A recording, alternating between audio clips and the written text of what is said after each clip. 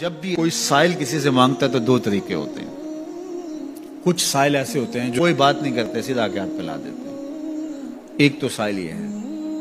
اور سائل مانگنے والے جو بڑے اچھے طریقے سے مانگنے کا بھی فن جانتے تو ان کا طریقہ یہ نہیں ہوتا کہ کسی کے آگے جا کے بس ہاتھ پھیلا دیں. پہلے وہ اس کی تعریفیں کرتے ہیں، پھر جو ہے وہ اس کی رحم دلی کا ذکر کرتے ہیں، پھر اس کے مال و اسباب جو اس کو دیے گئے ہیں ان کے قصیدے پڑھتے ہیں، پھر اپنی وفاداری کا اظہار کرتے ہیں، پھر جھولی پھیلاتے ہیں. تو یہ دوسرا اور مہذب طریقہ ہے. ایک تو مانگنے والا اپنی ضرورت کو یوں ہی کسی کے سامنے رکھ دے، اور ایک یہ ہے کہ مانگنے والا اپنی ضرورت کو رکھنے سے قبل جس سے مانگ رہا ہے پہلے اس کی تعریف کرے. اب بندے اللہ سے ہدایت مانگنے کے لیے کھڑے ہوئے، پہلے تو وضو کیا، صاف ستھرے ہوئے، کانوں پہ ہاتھ لگائے، اس کے بعد ہاتھ باندھ کے ادب سے کھڑے ہو گئے، اور اب مانگنے لگے تو کیا بولے؟ الحمدللہ رب العالمین.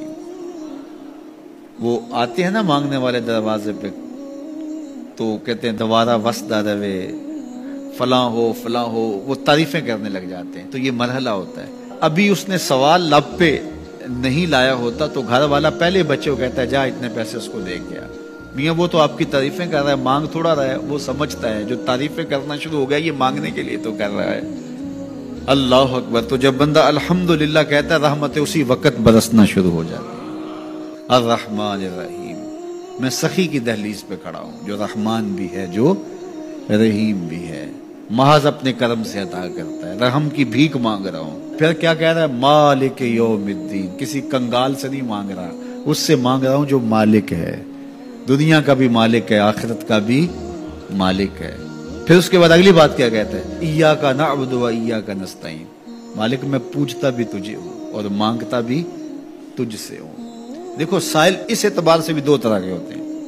ایک سائل ہوتا ہے جو بائی پاس پہ اترتا ہے، ایک کے گھر کے سامنے جاتا ہے، یہی طریقہ صحیح مانگنے کا، لیکن جاتا ہے کہ گھر کے سامنے تعریفیں کرتا ہے، اور مالک خانہ کو پتا ہوتا ہے کہ یہ ہمسایہ سے بھی مانگ کے آیا ہے، میرے گھر سے بھی مانگ رہا ہے، اگلے گھر سے بھی مانگ رہا ہے. تو وہ اسے تھوڑا سا آٹا دے دیتا ہے، 1 روپیہ دے دیتا ہے. اس کو پتا ہے اس نے پورا گاؤں مانگنا ہے، آدھا گاؤں مانگ آیا ہے، آدھا گاؤں اس نے ابھی مانگنا ہے. تو سارے 1-1 روپے دیتے ہیں. ایک تو سائل وہ ہے جو در در پہ جاتا ہے، اور ایک سائل بائی پاس سے اترا، وہاں سے پل عبور کیا، پھر گلی سے گزرتے ہوئے یہاں آیا، اور یہاں آ کے آپ کے ساتھ اس نے کہا کہ میں کسی در پہ نہیں گیا، آپ کے پاس آیا ہوں، اب آپ نے میری ضرورت پوری کرنی ہے. تو پھر 8 آنے 5 روپے تو نہیں دیے جائیں گے. پھر تو جو میری استطاعت ہوگی، جو آپ کی استطاعت ہوگی، اس استطاعت کے مطابق دیں گے کہ یہ سارا شہر چھوڑ کے آیا ہے، یہ کسی سے نہیں مانگتا، یہ مجھ سے ہی مانگتا ہے. تو پھر آپ اس کی ضرورت پوری کریں گے. اگر آپ کے بس میں ہوا تو مانگنے والا کیا کہہ رہا ہے؟ ایاک نعبد. یہ پیشانی کہیں اور نہیں جھکتی، و ایاک نستعین. یہ جھولی کسی اور چوکھٹ پہ پھیلتی نہیں. وہ کریم، وہ مالک رب جو تمام جہانوں کا رب ہے، میں اس کی دہلیز پہ کھڑا ہوں اور آیا سیدھا اسی کی دہلیز پہ ہوں. نہ اس سے پہلے کسی در پہ گیا ہوں، نہ اس کے بعد کسی در پہ جانا ہے. تو پھر مالک بھی کرم نوازیاں اور رحمتیں اس کی جھولی میں ڈال دیتا ہے. اب اتنی لمبی تمہید باندھنے کے باوجود مانگا کیا؟ ذرا غور کیجئے. یہ وہ ہے جو ہم ہر روز ہر نماز کی ہر رکعت میں مانگتے ہیں، اور مانگنے کا طریقہ کتنا خوبصورت ہے. اور مانگنے والے یوں ہی مانگا کرتے ہیں. پہلے جس سے مانگنا اس کی تعریفیں کرتے ہیں. آپ نے مانگنے والوں کو دیکھا جو سلیقے سے مانگتے ہیں، تیرے بچے وسط رہیں، تیری جد آباد رہے، تیرا خاندان آباد رہے. وہ مانگتے ہیں اس طرح، پہلے تعریفیں کرتے ہیں، پھر کہتے ہیں تیری فیکٹریاں چلتی رہیں، تیرے جو ہے تیری جائیداد بڑھتی رہے. تو وہ اس کے خزانوں کا ذکر کرتے ہیں، اور پھر کہتے ہیں کہ یہ فقیر نہ مانا تیری چوکھٹ پہ آیا ہے، اس کی ضرورتیں تو پوری کر دے.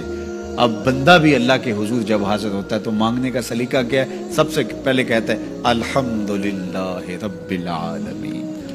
میں کسی کنگال کی چوکھٹ پہ نہیں آیا، تمام جہانوں کے پالن ہار کی چوکھٹ پہ آیا. اسی کی تعریفیں اختیاری بھی غیر اختیاری بھی، واسطے کے ساتھ بھی بلا واسطے کے ساتھ بھی، اسی کی خوبی ہیں، سارے اسی کے کمال ہیں، وصف سارے اسی کے ہیں. پھر اس کے بعد کہتا ہے الرحمن الرحیم، وہ رحمان بھی ہے وہ رحیم بھی ہے۔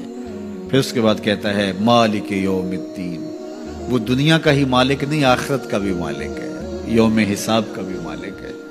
پھر اس کے بعد اپنی وفاداری جتلاتے ہوئے کہتا ہے ایاک نعبد و ایاک نستعین، مالک سارا جہاں بس رہا ہے، میں نے کسی سے نہیں مانگا، میں نے جھولی تیری چوکھٹ پہ پھیلائی ہے، میری پیشانی تیرے حضور جھکتی ہے، یہ پیشانی کسی اور کے حضور کبھی نہیں جھکی نہ جھکے گی۔ یہ سب عرض کرنے کے بعد پھر مانگتا کیا؟ اہدنا الصراط المستقیم، مالک مجھے سیدھی راہ پہ چلا دے، میں تیرے حضور آیا ہوں، مجھے ہدایت کا نور عطا کر دے۔ انشاءاللہ یہ ہدایت کیا ہے اور ہدایت کی قسمیں کیا ہیں، اور پھر اس دعا کا جواب اللہ کی طرف سے کیا آتا ہے، اور بندے پہ کتنی کرم نوازیاں ہوتی ہیں، انشاءاللہ یہ مضمون کل ہوگا۔ اللہ مجھے آپ کو اپنی رحمتوں کے سائے میں رکھے۔